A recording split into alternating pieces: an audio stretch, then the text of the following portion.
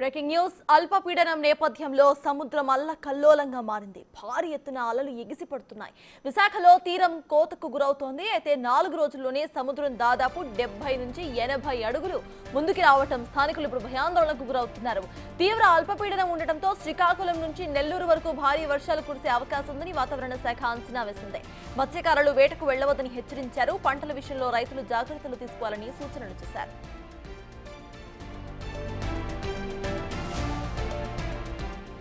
సముద్రపు అలల తాకిడితో కోతకు గురవుతున్న వైజాగ్ బీచ్ నుంచి మరింత సమాచారాన్ని మా ప్రతినిధి రాజు అందిస్తారు. విశాఖ బీచ్లో కోత మొదలైంది. ఆ కోత ఎంత దూరం వెళ్తుంది అనేది అర్థం కానటువంటి పరిస్థితి. గడిచినటువంటి వారం రోజుల నుంచి కూడా బీచ్ పరిసర ప్రాంతాలు మొత్తం అంతా కూడా కోతకు గురవుతున్నటువంటి పరిస్థితి ఉంది. ఇంచుమించుగా బీచ్ రోడ్డుకి 20 నుంచి 30 అడుగుల దూరం వరకు వస్తుంది. దీనికి తోడు ఇప్పుడు తీవ్ర అల్పపీడనం ఉన్నటువంటి నేపథ్యంలో సముద్రం అల్లకల్లోలంగా ఉంది. ఆ సముద్ర కెరటాలు ముందుకు చొచ్చుకుని రావడం, సముద్ర తీరం కూడా ముందుకు వస్తున్నటువంటి నేపథ్యంలో కొంత తీవ్ర ఆందోళనగా ఉన్నటువంటి పరిస్థితి ఉంది. బిగ్ టీవీలో గడిచినటువంటి 4 రోజులుగా కూడా దశల వారీగా అసలు బీచ్ కోత ఎంత నడుస్తుంది, ఏంటి, ఎంతవరకు ముందుకు వస్తుంది, ఏమేమి కోతకు గురవుతున్నాయి అనేది చూపించే ప్రయత్నం అయితే చేసాం.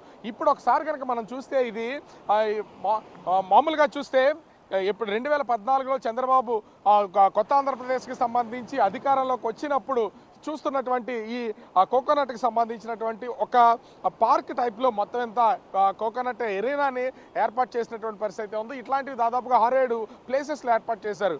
ఇప్పుడు అంటే ఇంతకు ముందు వరకు మనకు కనిపిస్తుంది కదా, ఈ కొబ్బరి చెట్లన్నీ కూడా చాలా దగ్గరికి వచ్చేసింది. సముద్ర కెరటాలు అల్లకల్లోలంగా అవన్నింటినీ కూడా జియో ట్యాగ్ చేసినటువంటి బండరాళ్ళని, ఈ రాళ్ళన్నింటినీ కూడా ఏర్పాటు చేసినటువంటి ప్లేస్ కంటే ఒకవేళ సముద్రం కోతకు గురైనా కానీ అదంతా కూడా ఈ చెట్ల మీద పడకుండా, ఇసుక అనేది పోకుండా ఏర్పాటు చేసినటువంటి పరిస్థితి ఉంది. కానీ వీటన్నింటినీ దాటుకుని గడిచినటువంటి 3 రోజుల నుంచి, అది 3 రోజుల క్రితం మనం ఇదే ప్లేస్లో చూపించే ప్రయత్నం అయితే చేసాం. అప్పుడు దాదాపుగా 15 నుంచి 20 అడుగులు వెనకైతే సముద్రం ఉంది. ఇప్పుడు ఆ 20 అడుగులు కూడా ముందుకొచ్చి ఈ ప్రాంతం మొత్తాన్నంతటినీ కూడా ముంచే ప్రయత్నం అయితే చేస్తుంది. తెల్లవారేసరికి ఇంచుమించుగా మనం ఒకసారి చూస్తే ఇక్కడ ఉన్నటువంటి కొబ్బరి చెట్లు వాటి పొజిషన్ కానీ చూస్తే కంటిన్యూగా ఈ అలల తాకిడి ఎక్కువ అవుతున్నటువంటి నేపథ్యంలో అలలు మొత్తము ఇక్కడ ఉన్నటువంటి రాళ్లను జియో ట్యాగ్ చేసినటువంటి రాళ్లను దాటుకుని అవతల వైపుకి వెళ్తున్నటువంటి పరిస్థితి ఉంది. ఇసుక మొత్తాన్ని కోతకు గురి చేస్తున్నటువంటి నేపథ్యంలో మొదటి లైన్లో ఉన్నటువంటి కొబ్బరి చెట్లు మొత్తం కూడా రేపు ఉదయానికి ఖచ్చితంగా కూలిపోయే అవకాశం అయితే కనిపిస్తుంది. రైతుల్లో, ప్యాడీ రైతులకు సంబంధించి తీవ్రమైనటువంటి భయాందోళనలు ఉన్నాయి. ఇంచుమించుగా మొత్తము హార్వెస్టింగ్ వచ్చినటువంటి నేపథ్యంలో కోతలకు వస్తున్నారు, పనుల మీద ఉన్నాయి. కొన్ని నూర్పిలు చేసినటువంటి కళ్ళల్లో ధాన్యాన్ని ఆరబోస్తున్నారు, రోడ్ల మీద ధాన్యాన్ని ఆరబోస్తున్నారు. ఇట్లాంటి తరుణంలో ఈ తీవ్ర అల్పపీడనం వలన వర్షాలు కురిస్తే ధాన్యం అంతా కూడా తడిసిపోతుందని ఆ తీవ్రమైనటువంటి భయాందోళనకు గురవుతున్నటువంటి పరిస్థితి కనిపిస్తుంది. అయితే అధికారులు అసలు ఇది ఎందుకు ఏంటనేది అర్థం కానటువంటి పరిస్థితి.